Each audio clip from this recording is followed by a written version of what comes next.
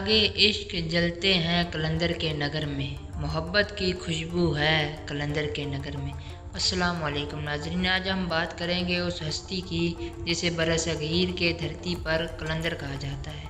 जी हाँ, हम बात कर रहे हैं हज़रत लाल शहबाज कलंदर रहमतुल्लाह की, जिन्हें अकीदतमंद न सिर्फ एक वलीउल्लाह मानते हैं बल्कि इनकी करामतें कहानियों को आज भी ज़िंदा रखते हैं। लाल शहबाज कलंदर का असल नाम सैयद उस्मान था। आप 1177 ईस्वी में ईरान के शहर मरवंदा में पैदा हुए। इल्म, रूहानियत और मार्फत के इस दौर ने सिंध की धरती को अपना मस्कन बनाया और सेवन शरीफ आपकी पहचान बन गई। अब आप बात करेंगे हम आपके करिश्मे और अकीदतों के बारे में। कहा जाता है लाल शहबाज कलंदर ने न सिर्फ इंसानों के बल्कि परिंदों और जानवरों को भी अपनी करामतों से मुतासिर किया। रवायत है कि जब सेवन की बासियों को पानी की कमी का सामना था तो आपने अपनी करामत से पानी के चश्मे जारी कर दिए थे। कई कहानियाँ ऐसी भी मशहूर है जहाँ आपने बीमारों को शिफा दी और गरीबों को रिस्क भी अता किया। कई बार मुखालफिन ने आपको नुकसान पहुँचाने की कोशिश की, लेकिन जब वो आपके करीब आए तो उनके दिल मोहब्बत से भर गए और वो आपके मुरीद हो गए।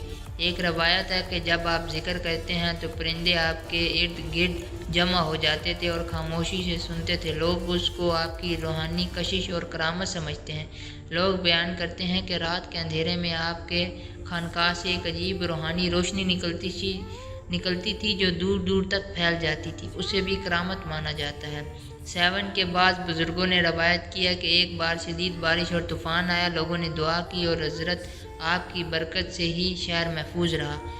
आपकी दरगाह पर आज भी हर जुमरात को धमाल डाली जाती है। ये धमाल ना सिर्फ रस्क बल्कि एक रूहानी कैफियत होती है जिसे अकीदतमंद मोहब्बत इलाह में गुम होकर अदा करते हैं।